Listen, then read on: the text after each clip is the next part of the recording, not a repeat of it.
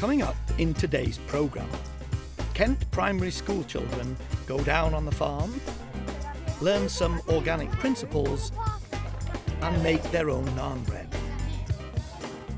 The Eco Schools programme is a national scheme rooted in a desire to encourage children to become more effective citizens by taking responsibility for the future of their own environment. It is not about achieving environmental excellence so much as fostering sustainable development and a better quality of life for local and global communities. Many of these aims and objectives are shared by Common Work at Boar Place in Kent, which is a group of educational charities and rural enterprises centred on a 500-acre organic farm.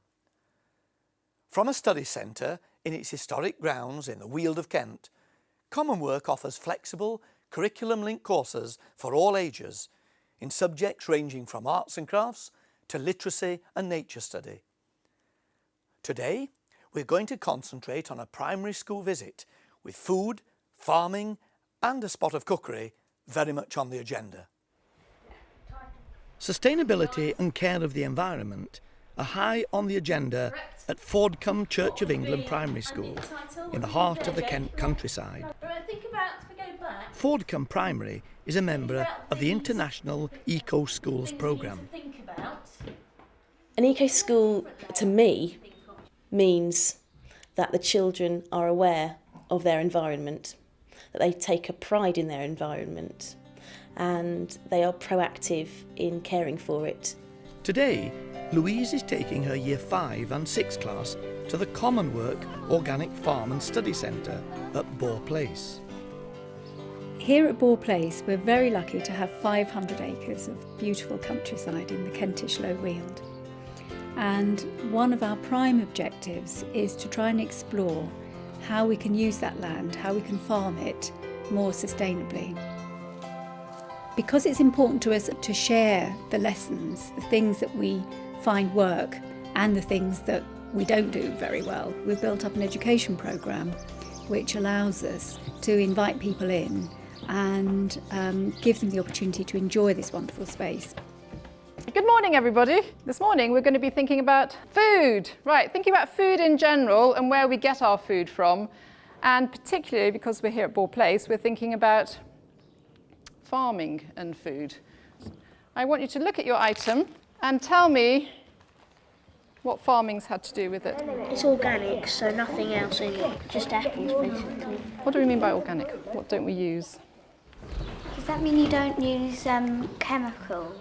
That's right, we don't use any chemicals on the crops to help them grow. We don't use any weed killers to get rid of weeds. We don't use any pesticides to get rid of pests.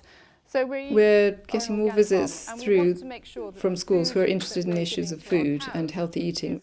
Common Work's a very good place to bring a group because we've got the farm on site, we've got the education programme, we've got the centre, so we can show children the starting point, which is the growing or the farming. So that's the bits that, in terms of flour, we're interested in. So lots of seeds in there that we can grind to make flour.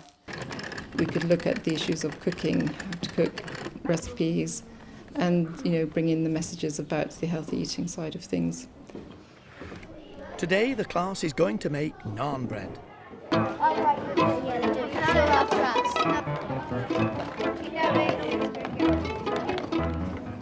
The aim of today was to make a direct connection between the bread to the source of the ingredients, which is the wheat, the sunflower oil, the yoghurt that they used in it, to make that connection to a farm. Get your hands in there, you muppet.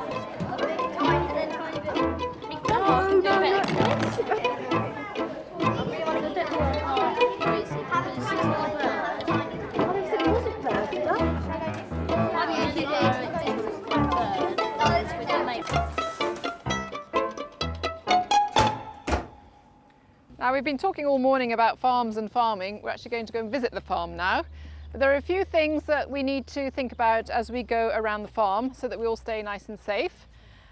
We have had groups, even secondary school groups, who when you talk about a cow and you think you're asking them the obvious question, or which part of the cow does the milk come from, and I have been surprised at some of the answers that they just haven't thought about it because, they buy their milk from the shop or the supermarket and it's there, and so they haven't thought about it.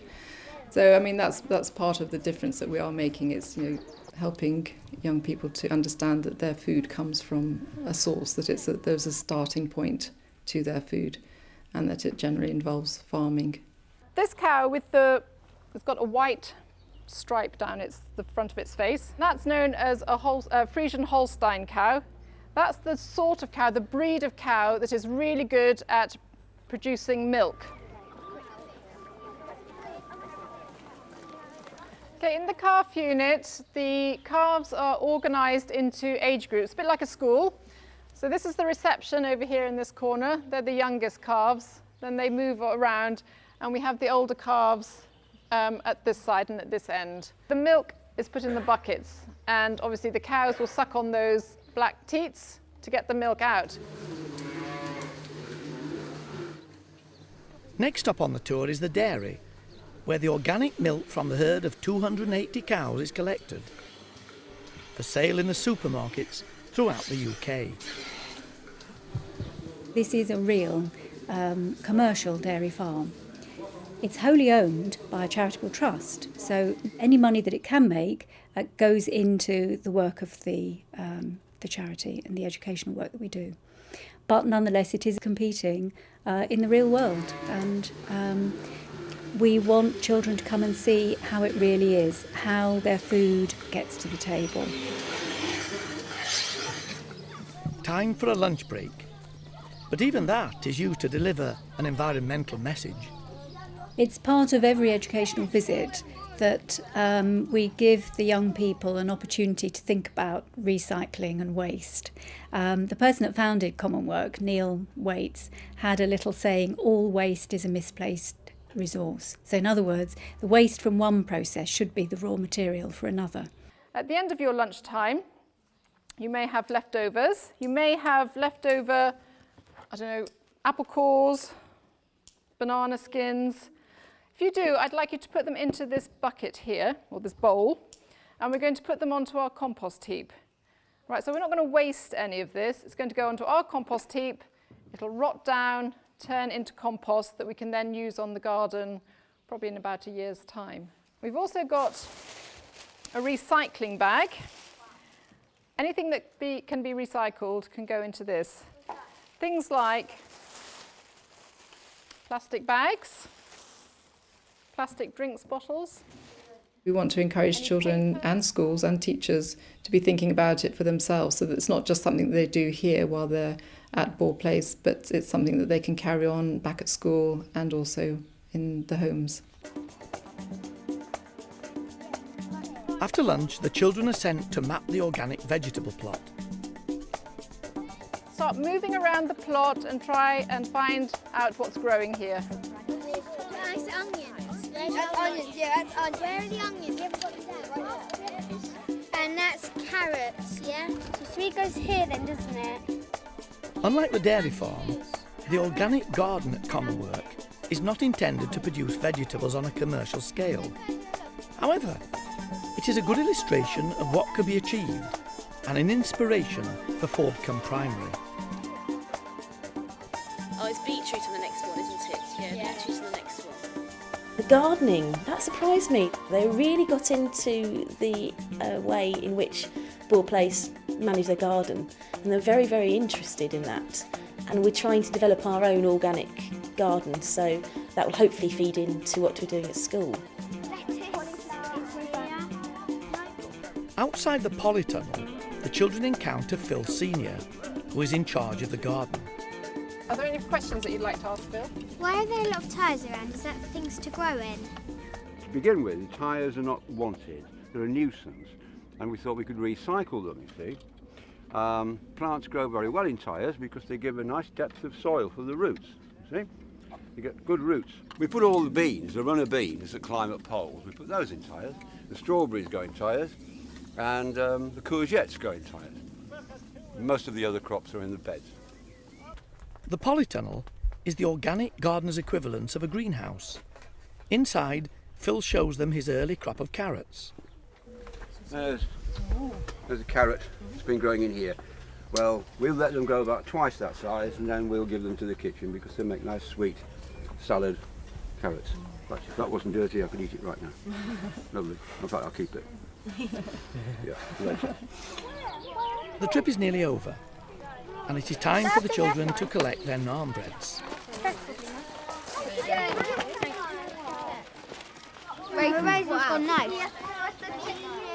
The bread was fantastic. They were really proud of what they did. And when they came out of the oven and they were looking at each other's design, oh yeah, oh that's really exciting, oh look at that plat. And just comparing each other's, and when they were tasting it, some liked it, some didn't, fair enough. But they really enjoyed the experience and they had something to show for it, which was super.